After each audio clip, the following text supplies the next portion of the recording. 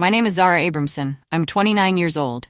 I died on October 17th, 2023. Well, I didn't really die, but I came very close. The doctors say I was clinically dead for 6 minutes. In those 6 minutes, I had an amazing experience that changed my life forever. I learned about God's love, why there's suffering in the world, and the perfect place He has prepared for us where there's no pain at all. It was a Tuesday, and I was at the Autumn Harvest Festival in my small town of Millbrook. Festival happens every year, but this one was special. Our town was celebrating its 200th birthday. There were more rides, games, and food stands than ever before. The air smelled like caramel apples and popcorn, and everyone was smiling and laughing. I was having a great time. I had just won a giant stuffed bear at the ring toss game. It was blue and fluffy. I named him Mr. Bay, Cuddles right away. My best friend Lily was with me. We were laughing and eating cotton candy, the sweet sugar melting on our tongues. Everything was perfect. Then, out of nowhere, something went wrong. A new ride called the Whirling Dervish had just opened. It was this big spinning thing that went up and down while it spun. It had bright flashing lights and played loud, exciting music. Looked fun, so Lily and I decided to try it. We got in line, giggling and chatting about how exciting it looked. When it was our turn, we climbed into the seat and buckled up tight. The ride operator checked our seatbelts and gave us a thumbs up. First, it was amazing. We were spinning and flying through the air. I felt like a bird, free and happy. The wind rushed through my hair, and I could see the whole festival spread out below us when we were at the top of the ride. But then, halfway through the ride, I started to feel weird. My head hurt, and I felt dizzy. It wasn't the normal kind of dizzy you get from spinning. This felt different, scary. My heart started beating really fast, like it was trying to jump out of my chest. I told Lily I didn't feel good. Next thing I knew, everything went black. Couldn't see or hear anything. I felt like I was falling, but I couldn't move. I was scared, but only for a second. Then, suddenly, I wasn't scared anymore. I opened my eyes, and I was floating above the festival. I could see myself down below. I was lying on the ground, and people were crowded around me. Lily was crying, her face all red and puffy. Someone was doing CPR on me, pushing hard on my chest. It was the strangest thing I've ever seen. I wanted to tell them I was okay. I couldn't. I tried to wave, but my hands didn't move. Then I started to float higher and higher. Festival got smaller and smaller until I couldn't see it anymore. The fairground lights looked like tiny stars, and then they disappeared too. I was surrounded by clouds and a bright, warm light. It was like being wrapped in a soft, glowing blanket. The light got brighter and brighter. It should have hurt my eyes, but it didn't. Instead, it felt good. Felt like love. I've never felt so peaceful and happy in my whole life. All the worry and fear from before was gone, replaced by a feeling of complete safety and joy. Then, I heard a voice. It was the most beautiful voice I've ever heard. It was deep and soft at the same time. It felt like it was coming from everywhere around me. The voice said, "Welcome, Zara." I knew right away that it was God. I don't know how I knew, but I did. I felt so much love coming from Him. It was like being hugged by the whole universe. I felt small, but not in a bad way. I felt small like how you feel small when you look at the ocean or the stars, but at the same time I felt incredibly important and loved. God said, "You have questions, Zara. Ask them." I had a million questions, but one was bigger than all the others. I asked God, why is there suffering in the world? Why do bad things happen to good people? God's voice was gentle when He answered, "Zara, suffering is a part of life on earth.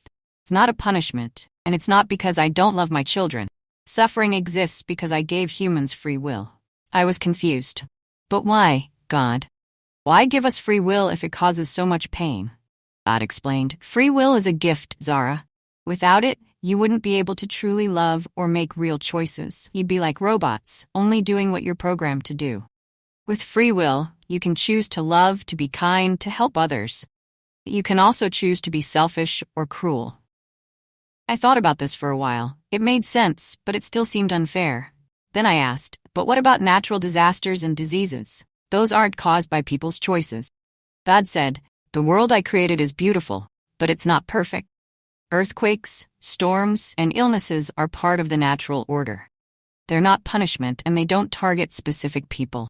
Good and bad things happen to everyone. I still didn't understand completely. But why, God? Why create a world with so much pain?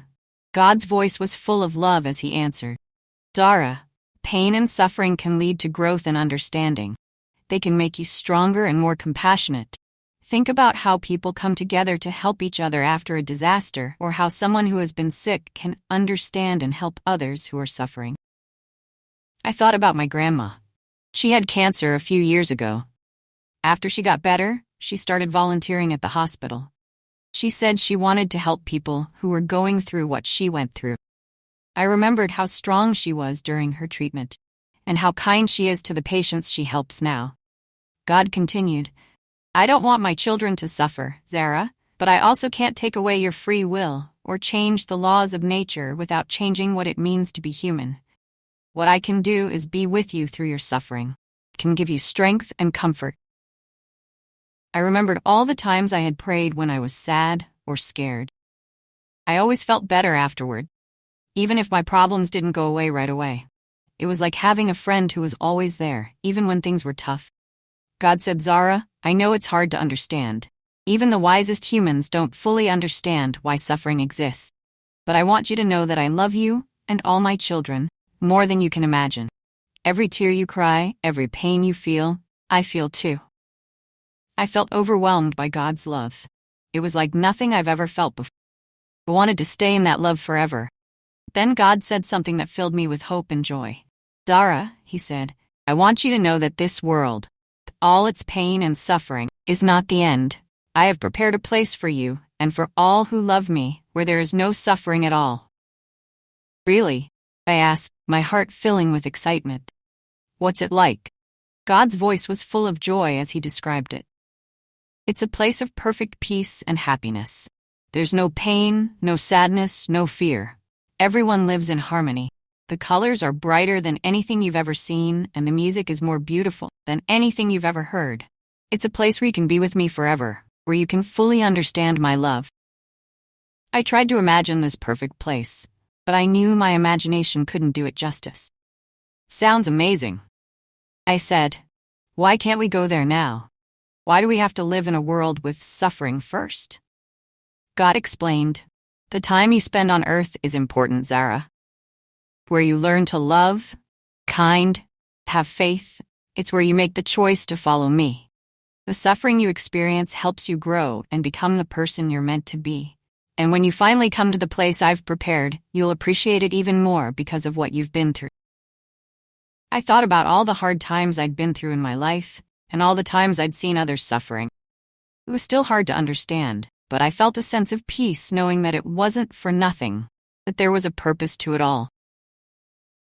But remember, Zara, God said, even though you can't see the perfect world I've prepared yet, I'm always with you.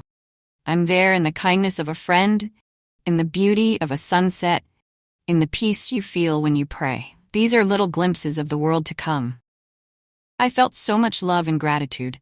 I wanted to stay in God's presence forever, keep learning and understanding. Then God said, it's not your time yet, Zara.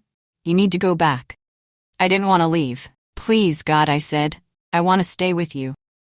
God's voice was kind but firm. You have more to do on earth, Zara. You need to share what you've learned. Help others understand my love. Be there for people who are suffering. Remind them of the perfect world that's waiting for them. I knew God was right, but I was scared to go back. Will I remember this? I asked. Will I remember about the world without suffering? You'll remember what you need to, God said. Now go, Zara. I am always with you, even when you can't see or feel me. And remember, the world you're going back to isn't your final home. It's just a step on your journey to me. Suddenly, I was falling. Bright light faded, and everything went dark again. Then, I felt a sharp pain in my chest. I opened my eyes and saw faces looking down at me. I was back on the ground at the festival. People were crying and hugging each other. Someone said, "She's alive." Lily was holding my hand, tears streaming down her face. The grass felt rough under my back, and the festival sounds seemed too loud after the peace I had just experienced. I learned later that I had a rare heart condition that no one knew about. The excitement of the ride had triggered a cardiac arrest. Paramedics had worked on me for 6 minutes before my heart started beating again. 6 minutes that changed my life forever. Been a year since that day at the festival. My life has changed in so many ways. I still have questions about suffering and why bad things happen. But I also have a deep sense of peace that I never had before. I know now that this world, with all its problems, isn't all there is. It's just a temporary stop on our way to something much better. I know now that God is always with us, even in our darkest moments. I try to share that message with others. I volunteer at a local homeless shelter, and I visit sick kids at the hospital. I tell them about God's love and how He's always there for us. I tell them about the perfect world He's prepared, where there's no more pain or sadness. Sometimes people ask me if I'm afraid of dying now. I tell them no. I know that when it's really my time, God will be there, waiting for me, ready to welcome me to a place more wonderful than I can imagine. For now, I have work to do here on earth. I need to help people, show love, to remind everyone that their suffering is temporary and that something better is waiting. I still go to the Autumn Harvest Festival every year. I don't go on the whirling dervish ride anymore, but I do stop and say a little prayer of thanks. Because even though that day was scary, it taught me so much about God's love and the meaning of life. Life isn't always easy. There's still suffering and pain in the world. But now I understand that suffering doesn't mean God doesn't love us. Just part of being human in this imperfect world. What matters is how we respond to suffering, both our own and others. And most importantly, I know that this world isn't all there is. God has something much better waiting for us. I try to live each day with love and kindness. I try to be there for people who are hurting. And when things get tough, I remember the incredible love I felt in those 6 minutes when I was with God. I remember the promise of a world without pain or sadness. I don't have all the answers. I don't think anyone does. But I know that God loves us more than we can imagine, and that love is stronger than any suffering we might face. I know that He's preparing a place for us that's more wonderful than we can dream of. So if you're reading this and you're going through a hard time, remember, you're not alone. God is with you, even if you can't feel Him right now. And somewhere out there, there's a person like me who has been where you are and wants to help. Most importantly, remember that this world, with all its problems, isn't your final home. God has prepared a perfect world for you, a world without suffering, and He's waiting to welcome you there when the time is right. Life is precious. Love is powerful. God is always, always there, and the best is yet to come. Did this story touch your heart? Don't miss out on more inspiring content. Hit that like button, subscribe to our channel, and smash that notification bell to stay updated on new stories of faith and hope. Your support helps us spread God's message of love and comfort to those who need it most. Join our community today